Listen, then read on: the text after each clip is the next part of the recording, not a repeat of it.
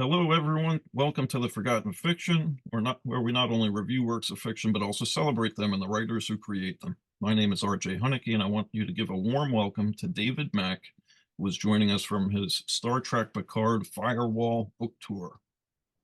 Hi there. Thanks for having me on. Thanks for coming on, David. David Mack is the award-winning and New York Times best-selling author of more than 36 novels and numerous short works of science fiction, fantasy, and adventure. Uh, uh, including Star Trek Destiny and Cold Equations trilogies, and his newest novel, Star Trek Picard Firewall, comes out from Gallery Books on February 27th, so it's almost here. By the time this interview posts, it might actually be here. Star Trek Picard Firewall, I absolutely loved it. No, thank you. It's it's very moving, it's impactful, Hmm. and thrilling, and I love that aspect because much as I love science fiction, it's also great when you have that fun, you cannot wait to turn the page aspect to it. Absolutely. And this is very much that. It's extremely well written. It's extremely riveting, and I feel it's not just impactful for fans of Star Trek and Seven of Nine, but really anyone that likes good science fiction. Well, thank you. It's very kind of you to say. Appreciate that. I always like to hear from an author their take on the what I consider a fairly impossible task of summarizing your full-length book in a short, tiny explanation from the back of the uh, cover there. So, what can you tell us about the premise of Firewall? Firewall is basically a queer normative coming of age story about Seven of Nine. After she comes home from the Delta Quadrant with the Voyager crew, finds herself not really welcome in the society where she has been delivered, and she has to go out and find her own way in life. She's got to find out who she is, what it is she wants, um, and what she wants to do with her life. And she's basically in search of identity. She's in search of a mission. So in that sense, it is classic Bildungsroman material, and which is a German term for the coming of age tale, in that it's about uh, leaving home, it's about loss, it's about discovery, it's about hardship, and about finding eventually maturity and identity. And in Seven's case, because of the one really important change in her character that we saw in Star Trek Picard versus where we had left her at the end of Voyager, we find that Seven is clearly bisexual in nature, by is what Picard has shown us. So in that respect, she's not only looking for her identity as an independent adult in the galaxy, she's also doing catch up, trying to find her identity as an adult queer woman, uh, because she had essentially all of her formative years robbed, taken away from her by the Borg. She was assimilated at age 6 and wasn't liberated from the collective until she was 24. And her first few years of being socialized by the Voyager crew, they were very supportive, but they were also very cis heteronormative at the same time. Um, so she's basically been deprived of her childhood, her adolescence, her young adulthood, all those periods of life when most of us are figuring out who we are, what matters to us, what are we attracted to, what do we want to do with our lives. The years when she should have been figuring that out were stolen from her. So she's playing catch up, and as a result, she feels like a fish out of water. So it's all about Seven finding herself and breaking away from the pattern of, when she starts out, she wants to join Starfleet and she gets rebuffed. The Federation denies her citizenship. And so she's like, well, if they don't want me, then who am I? Where am I going? What am I doing? Um, so she starts out wanting that. But as with most classic stories, what the character wants is not what the character needs. And the story is about them finding out the difference. What is it that I wanted? What is it that I really need? And in the end, realizing if you get what you need, you can set aside what you originally wanted. You find the thing that's more important. And that journey really resonates, and I love, in particular, I love coming of age stories, and many of them deal with adolescence. Hmm. So I find it very refreshing where here you have Seven of Nine, is not an adolescent, Right. but still has to find herself, as many people do, and it reminds me a bit of Guy Montag in Fahrenheit 451, and you could be There's a little bit of seemingly all Dune in set in there, life, like but Paul Atreides. yes, Paul yes, Atreides. absolutely, absolutely.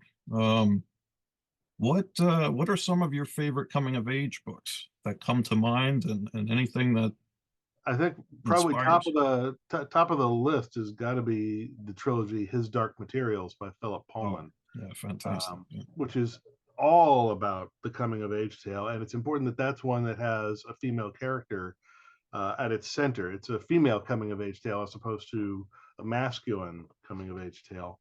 Um, His Dark Materials really resonated with me. I love the novels, and then I love the HBO BBC miniseries yeah, I or did too. 3-season series that they did.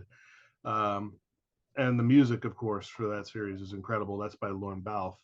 Mm, So I would say that one tops the list. But I mean, there are other classics. I mean, obviously, Dune is considered a classic coming of age tale in a way. So is Starship Troopers. sure. Um, but let's see here. There was one by. I had a list of these things, and I don't know where I put it. So I had one around here somewhere, but I'll be darned if I know what I did with it. It may come to you. It might, Rabbit. Let's see here. No, that's not it. That's not it. That's not it. Here we go. This might be it. Oh yeah, A Wrinkle in Time by Madeline L'Engle. Oh, sure. I mean, that's a great one. And then more recently are books like Spear by Nicola Griffith, which is sort of a different take on the Arthurian legend, but using a female-centered approach. Or even The Poppy War by R.F. Kuang, which is basically,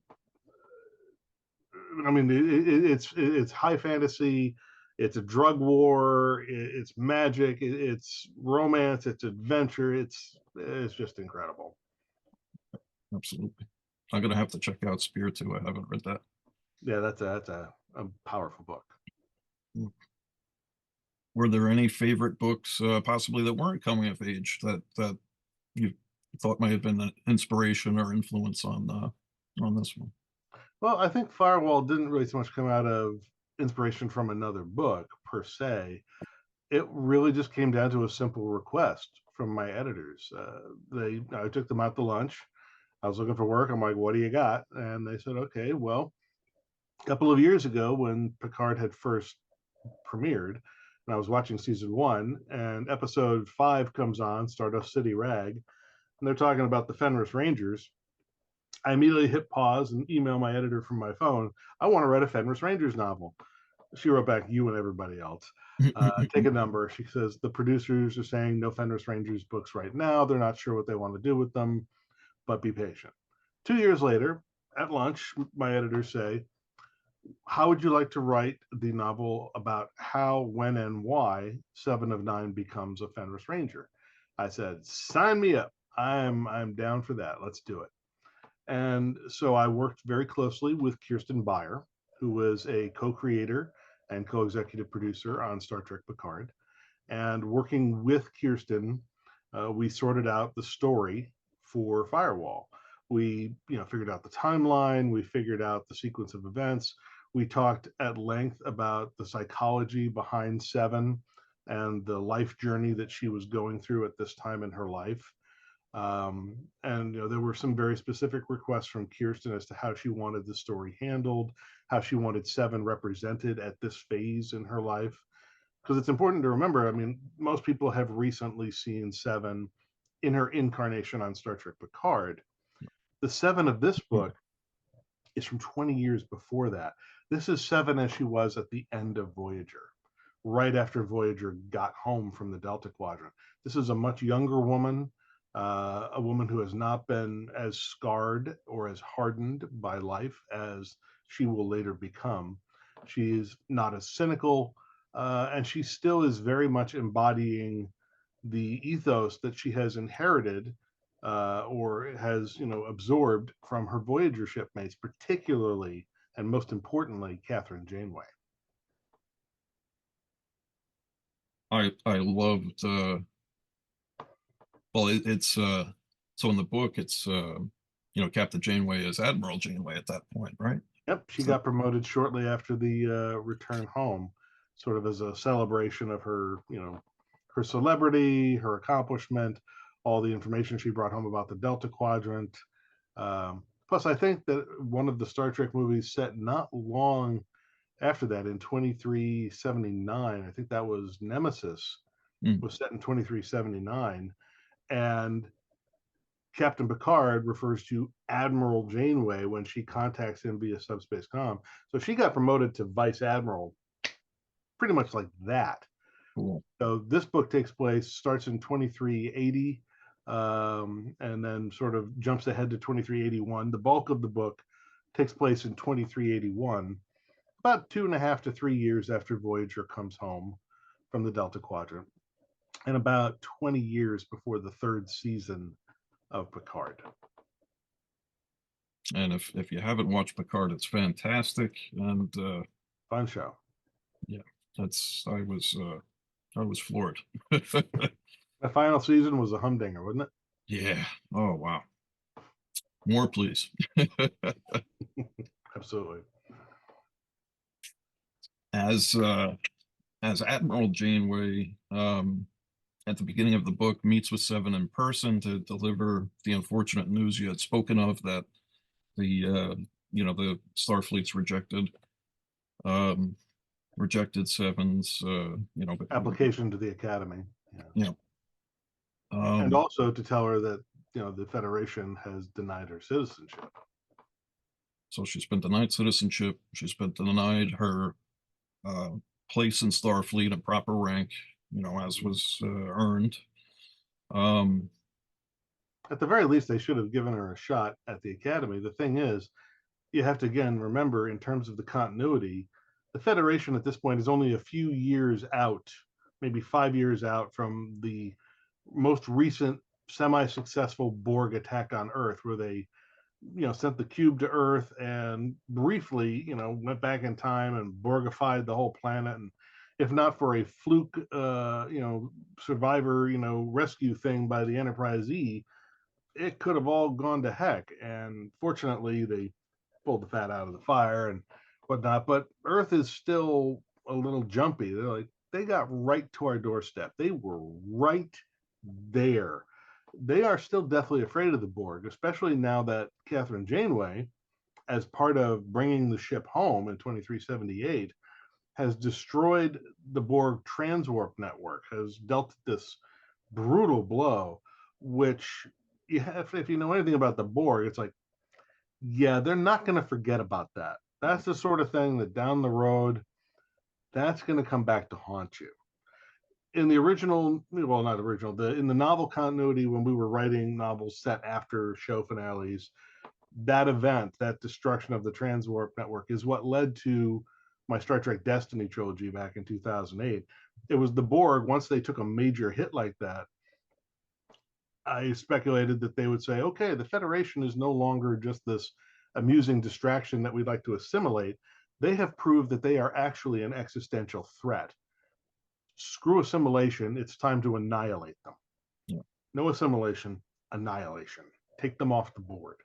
And so, whereas before they always sent 1 cube, 2 cubes, maybe at most, in Destiny, the Borg say, that's it, we're done with you. And they send over 7,000 cubes into Federation space. They say, we're taking you out.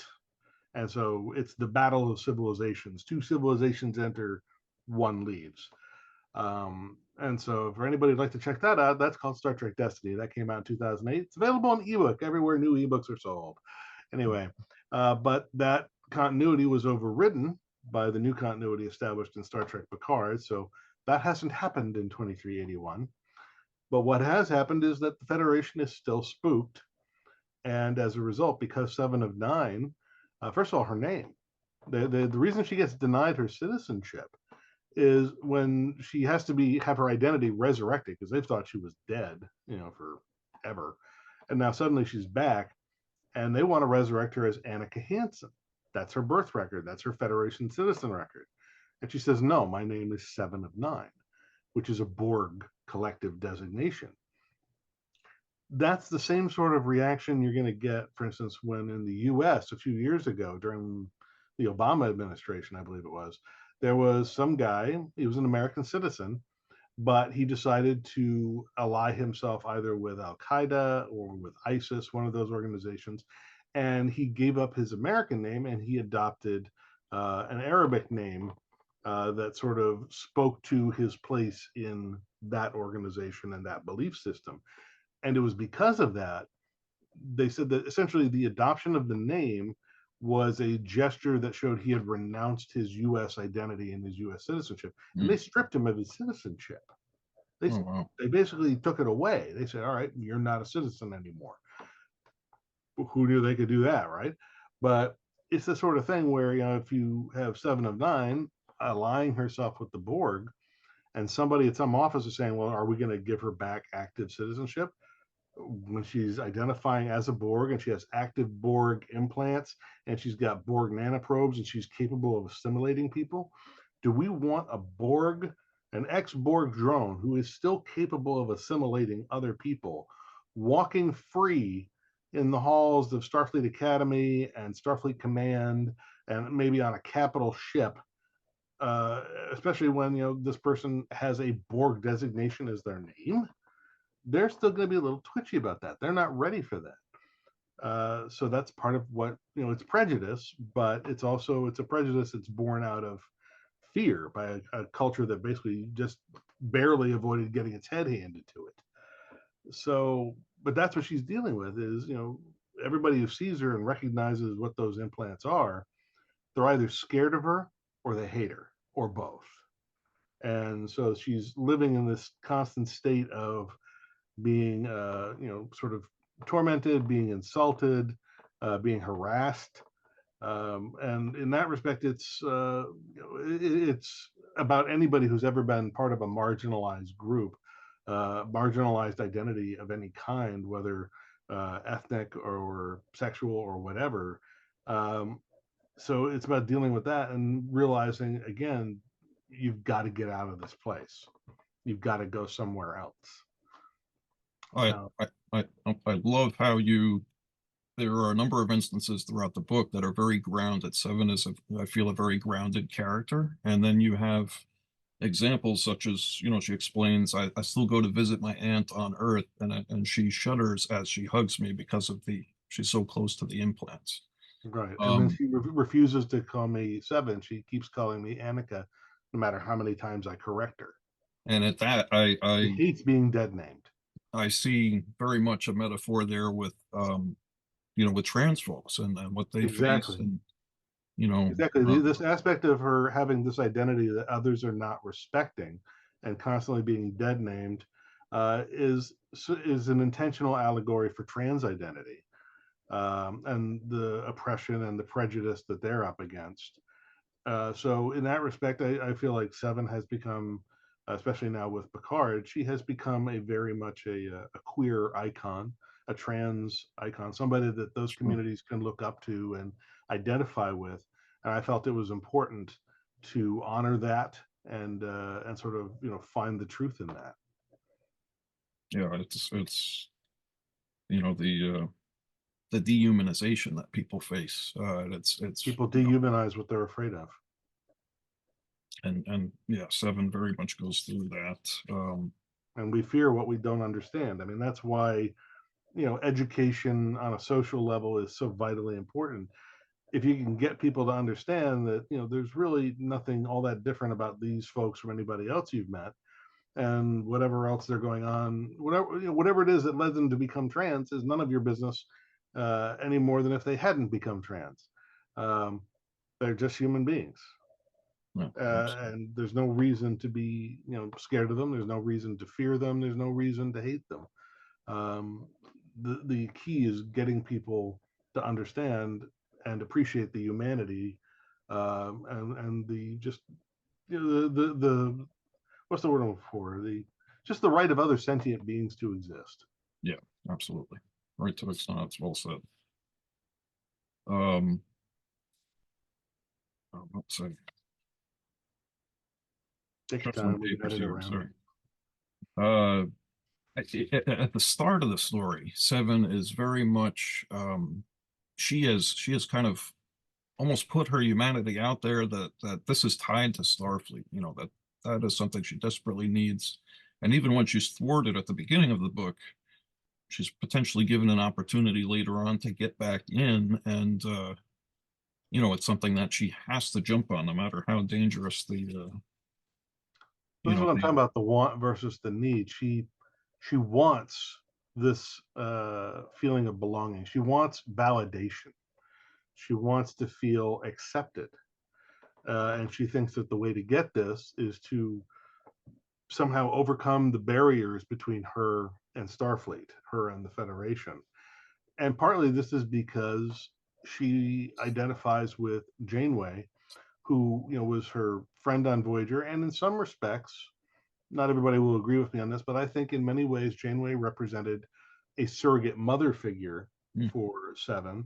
And during Voyager, there was sort of Janeway as the positive surrogate mother figure, and the Borg Queen as the dark surrogate mother figure, and Seven as the child caught between these two poles of sure. existence and trying to find her own way through the middle. Well, now she's home, and she's trying to pattern herself after Janeway. She wants to please Janeway. She wants to earn Janeway's admiration. She wants to feel accepted, and the way she thinks she's going to find that at the beginning is become a citizen, become a member of Starfleet. Uh, so that's what she wants, but she's not really asking herself if that's what she needs. What she needs is to feel a part of something. She needs to feel connected, grounded, useful, appreciated, respected. And she's not going to get that at home right now. That's why she has to go out. But part of her concern is also that this this pile of garbage that keeps getting dumped on her metaphorically because of all this, she's worried that she is harming the reputation of Janeway, that she's embarrassing Janeway, Yep. that she's going to do something, that all of this is going to add up and it's going to somehow mess up Janeway's future prospects of advancement within Starfleet Command, or if she has political aspirations, it'll screw that up. So she's worried about embarrassing her surrogate mother figure. Janeway doesn't give a damn about any of that. Janeway is just upset that her beloved friend is being treated like crap when she had promised her this wasn't going to happen when they came home. If Janeway is embarrassed and upset with anybody, it's Starfleet and the Federation government. They've disappointed her. Seven has not, but Seven doesn't feel that way. Seven feels embarrassed by the rejections, and she's worried that she's embarrassing Janeway. So she also just wants to go away to escape the feeling of embarrassment. And she leaves Earth. She goes, you know, far, Far far out to the above. edge of Federation space. And the imagery is fantastic. I was just reading a sentence here. Of all the jobs she might have had as a menial labor role in an industrial setting that bore a chilling resemblance to the inside of a Borg cube, only not as humid. Absolutely, absolutely love it. So here she is. She has to find her humanity. She's been rejected from Starfleet. She's distanced herself from her closest, one of her closest um, friends, you know, Yeah, from and really her only family at this point. yeah, and this is she picks a job that she feels kind of comfortable with because she doesn't have to deal with people as much and the difficulties they're in, and It just happens to be in an industrialized environment that bears a striking resemblance to the one in which she was assimilated for yeah, 18 years. It's because you go back to old patterns when you're looking for comfort, or if you're looking mm. for where to go to ground, we tend to go to old patterns. And for her, that was an industrial environment. Now, why are the Borg cubes so humid? We've never really established that, although we do know from Next Gen that they talk about it. The higher humidity, the temperature. I like to think, if I had to take a guess, it's that they're all decked out in all this leather all the time, and they're really sweaty, and the humidity is basically partly just nasty body funk. I imagine it smells really bad inside a Borg cube. You got all that bacteria. They don't brush their teeth. They're still biological creatures. They've still got microbiome going on.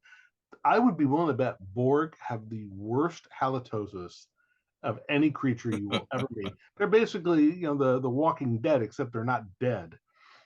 And all that stench just builds up, all the perspiration, halitosis, and dandruff. That's why all their hair falls out. It's like, ugh, God, they're just nasty. Plus, it could just be one of those things where, they're like your grandfather, where, they're cold all the time. So they're always turning the heat up. The radiator's always too high. Sure. Maybe it's one of those things where they're just always turning the heat up. Because the Borg Queen, she's ancient. She's probably cold all the time. She's like your grandmother. You can give her 5 shawls, 3 blankets, a sweater. It won't matter. She keeps turning the heat up. I would guess that's why, if I had to guess. Very cool. I was curious when there's a section here, as had so often become the case over the past year of Seven's life, her emotions overwhelmed her with conflicting reactions.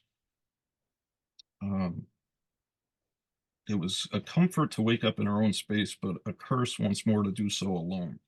And I see this, you see she kind of carries this conflict forward.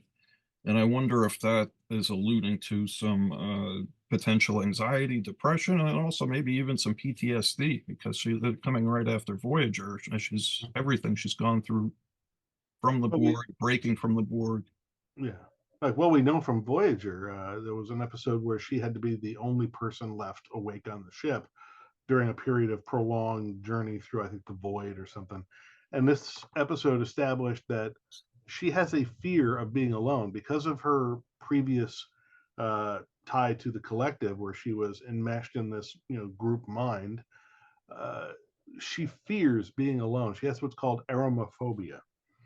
And so when she's alone or she feels isolated, this is a trigger for her.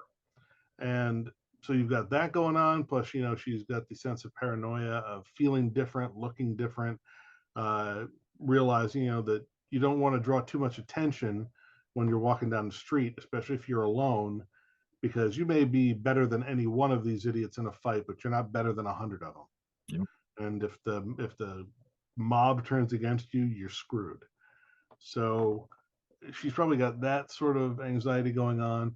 And then partly it was also just about documenting, my own memories from like my 20s of just the loneliness of trying to navigate life as an adult single person when you first go out there and you're alone in the world. And you have willfully cut the connection to your parents, to your family, whatever siblings you had. Sure. You're done with school, and you're now out in the world, and it's just you and the world, and you have to make your own way, pay your own bills, be responsible for your own life, your own upkeep. You've got to just sort of figure out what it is you're doing, and part of it is the loneliness that happens for a lot of folks, especially those who, for instance, live without roommates at some point. You're living alone, especially in, let's say, an urban environment or some sort of industrial, if you were living in like a logging town or a mining town in Alaska, and you're living alone, that's a bleak existence, because you've got nobody to talk to. You've got nobody to bounce ideas off of. You have no emotional sounding board. You have no ally when things go wrong. It's just you and your anxieties. And so that's what I was trying to go for there, was just to evoke for Seven, what does it feel like for her after more than a year of this, of just being alone in the world. And it very much resonates. I absolutely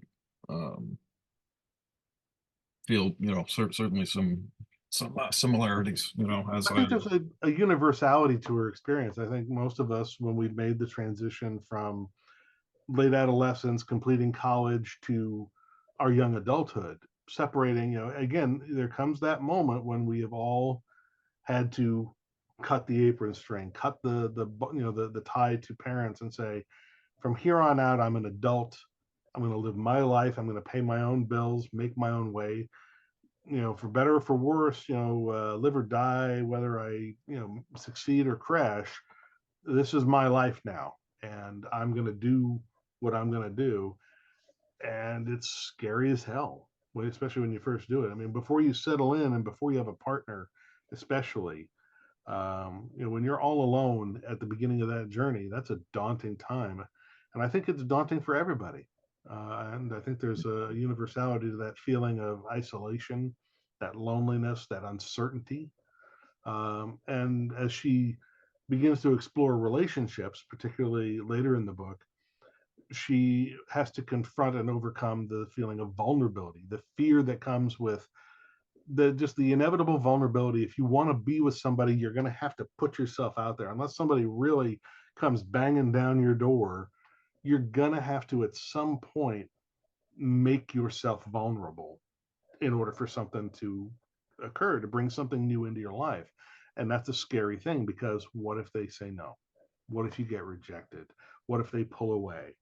And so she's dealing with, you know, again, classic Bildungsroman stuff, identity, loneliness, trying to forge connections, trying to figure out how to connect with other people.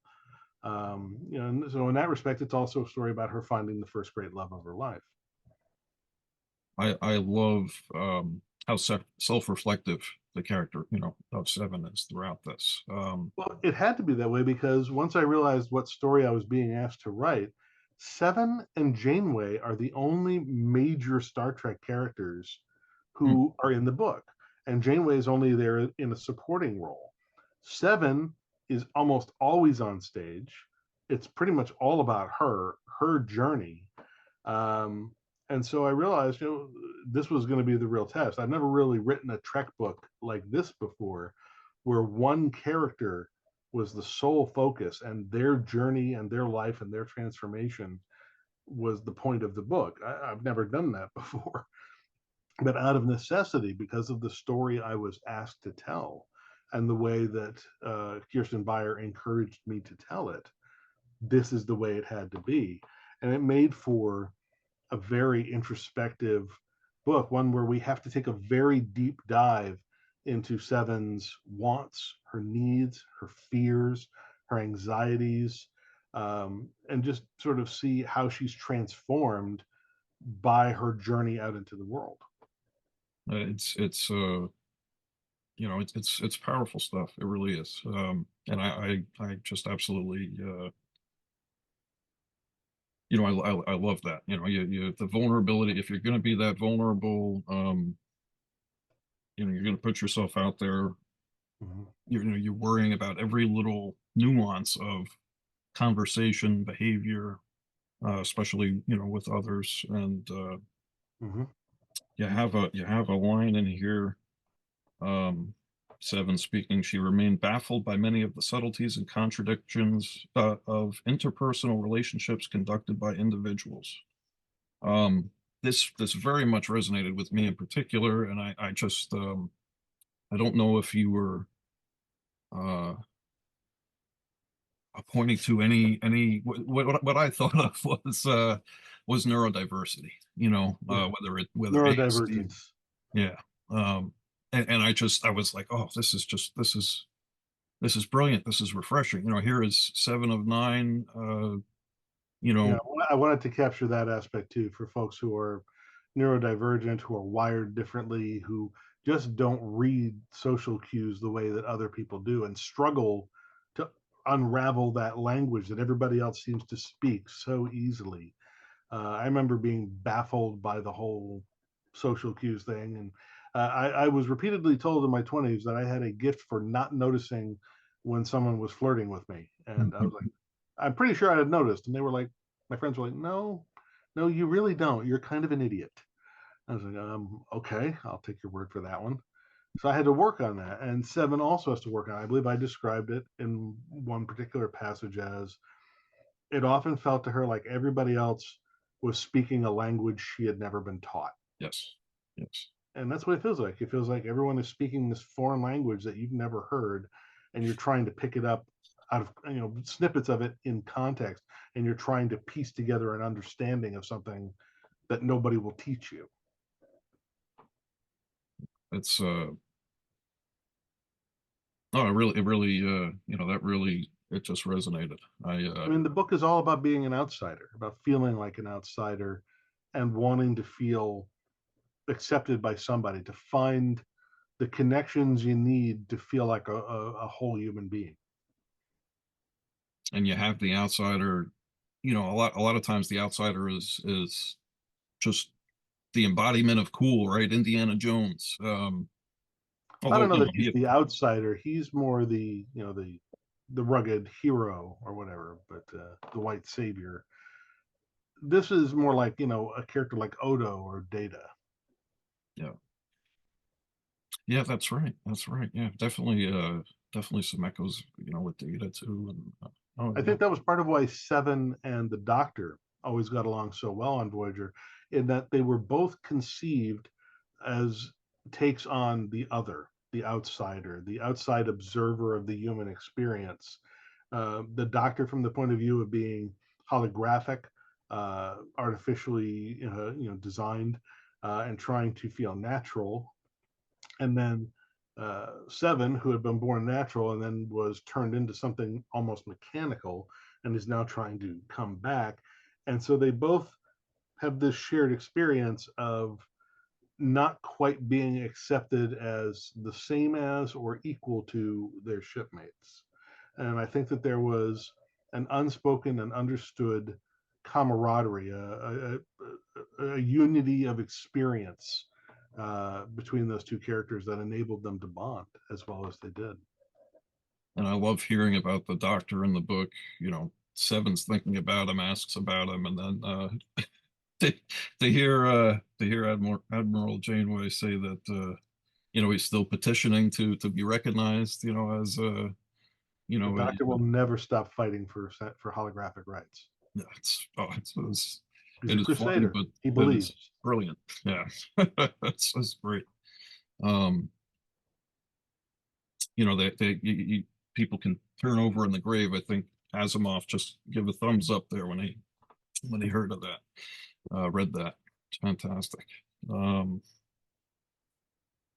there was another section that I love that she in the beginning. Seven is battling with the synth, just to try to get a meal, and Oh yeah, her replicator. I'm sorry, the replicator, yes, and oh, Broken it's down old replicator that at one point just gives up the ghost. and as I'm laughing at that, I come across this line that is really, you know quite powerful. So strange, the things that make us happy, even if we don't know why. And this is after she's Gotten a gone to a good French toast at diner. a diner. Yep. And gotten some comfort food. She remembers that she loved breakfast food for dinner as a kid. There's a rare memory from before the Borg. And Yep.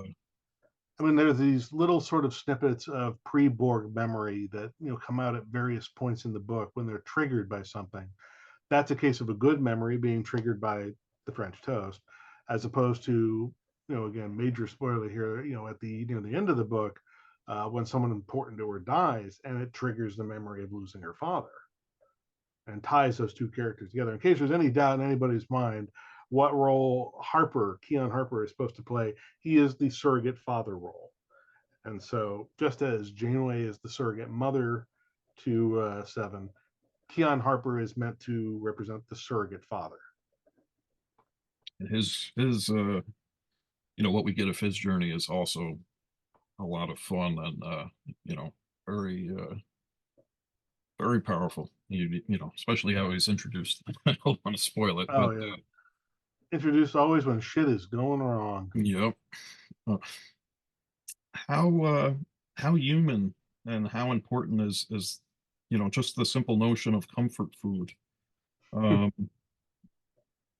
Well, I you think know, it's an idea that was probably introduced to Seven at some point on Voyager. They would have probably brought it up. she would have dissected it from a biochemical standpoint, the release of sugars and proteins and triggering of dopamine receptors and this and the other thing. And at some point, you know, between then and this point in the book, she has somehow managed to cross that divide to just being able to say, "Oh, this feels nice," and just not think about it so much anymore. It's interesting though, like, one of the things is to remember that she has been cut off even before all this from her Voyager family. When they come home, everybody scatters, Yeah. which is what's going to happen with military personnel when their ship comes home and your ship gets taken in to be converted to a museum piece. Well, you're not going to serve there anymore. Everybody gets reassigned. So Harry Kim is off to his thing. Tom and B'Elanna are off having a kid. The doctor's off fighting for holographic rights, and so on and so forth. And then, of course, they had established this nascent relationship, romantic relationship between Seven and Chakotay at the end of the Voyager TV series. And my thinking was that when things started going wrong for Seven, and she alludes to this in the book and sort of obliquely mentions it, that when her citizenship gets denied and then Starfleet says, no, you can't, we're not going to give you a commission and you can't join the academy, what this does is it drives a wedge between her and Chakotay, because what we know from Star Trek Prodigy is that around this time, after coming home, Chakotay was given a command role to develop the USS Protostar, the new proto-warp ship. And this is a highly classified, top secret project, need to know only, top security clearances on the ship only. And it's going to be one of those things where he can't bring Seven. He can't let her set foot on the ship. Starfleet's going to basically say, if she sets foot on the ship, you are court-martialed. You do not bring her on that ship. And as a result, she even says, I was filled with anger. I was filled with envy and resentment, and I self-sabotaged that relationship. And it's because she was so angry at Starfleet.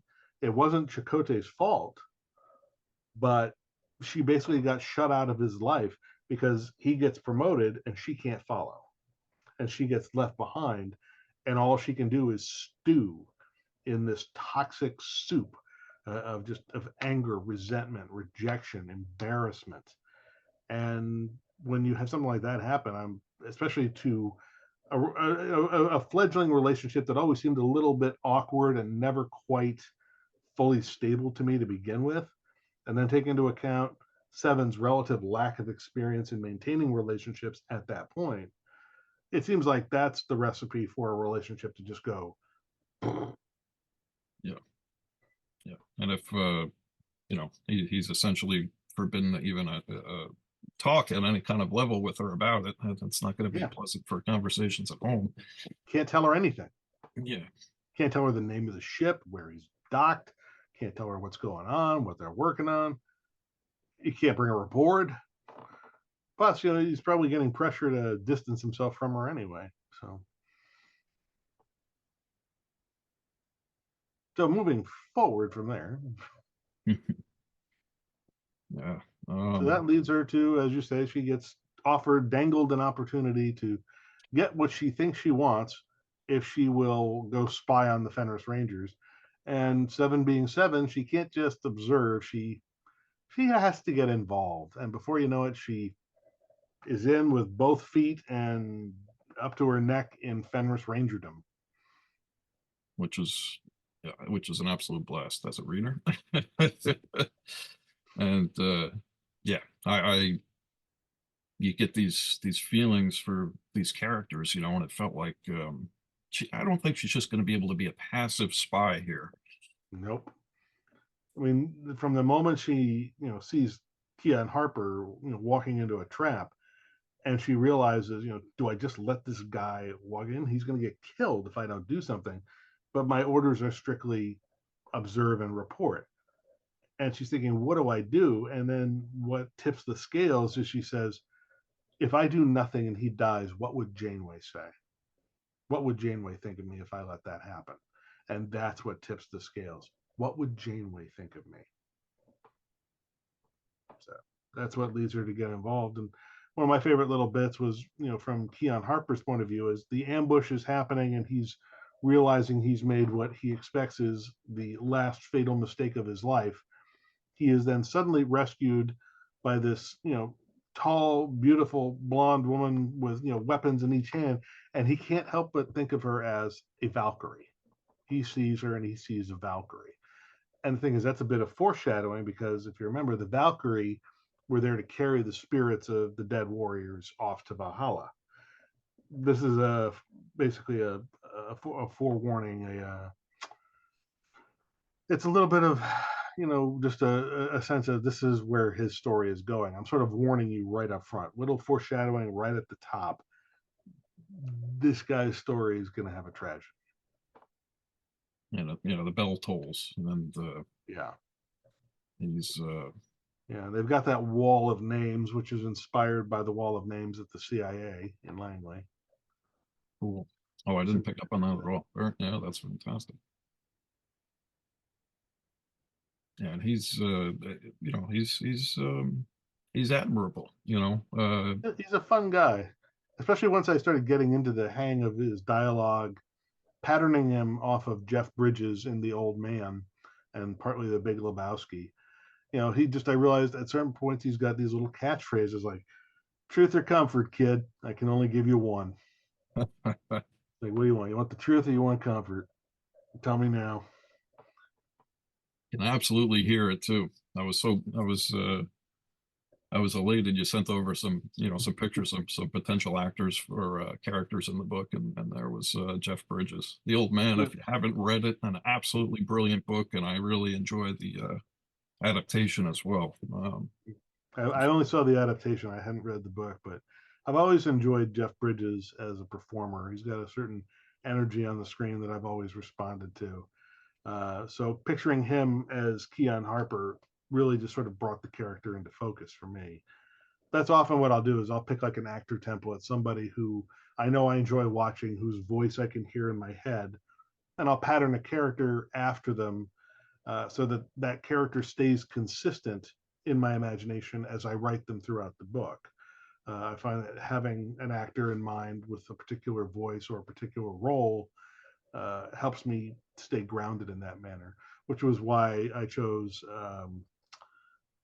what's damn it, I had her name right here, Jessica Henwick, Mm.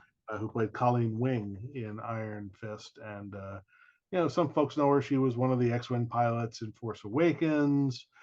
She was in Matrix Resurrections. Been in a whole bunch of stuff, but I love her as a performer, and so I sort of realized that she was perfect in my imagination. She just has this sort of light, funny, kind of charming, slightly awkwardly charming affect to almost everything she does. Even when she's playing somebody who's like totally stone cool, there's still a slightly awkward, charming, funny bit to her. And I was like, that's the energy I want for the character of Ellery Cade, who becomes Seven's sort of first big love interest of her life. So I had Jessica Henwick in my imagination for Ellery, and I had Jeff Bridges for Keon Harper. And once I had that, I was set. And the Jessica bring a little bit of quirkiness to the character there. Absolutely can. That's a good personality, a good fit, definitely. And that comes across well. I thought she stole the show in Iron Fist too. I was kind of hoping they would she was great. reboot it with her as Iron Fist, but I don't know if that'll happen. Yeah, they probably should have, but well, there is no justice. I just want to thank you so much again for um, sharing the book with me, for coming on to talk about it. Oh, my Uh, pleasure. it's been an absolute pleasure, and I greatly enjoy speaking with you. And again, I'm floored by the book. So, Firewall, everybody, David Mack, make sure you tune in February 27. Yes. That's the official release date. Maybe available in some bookstores a bit earlier than that, but hopefully it'll have a nice long run, and you'll be able to find it in stores and online. And Pick it up anywhere new books are sold. Fantastic. Thank you so much again, David. Let's love to chat again in the future. All the best. Thank you, RJ. Thanks for having me on.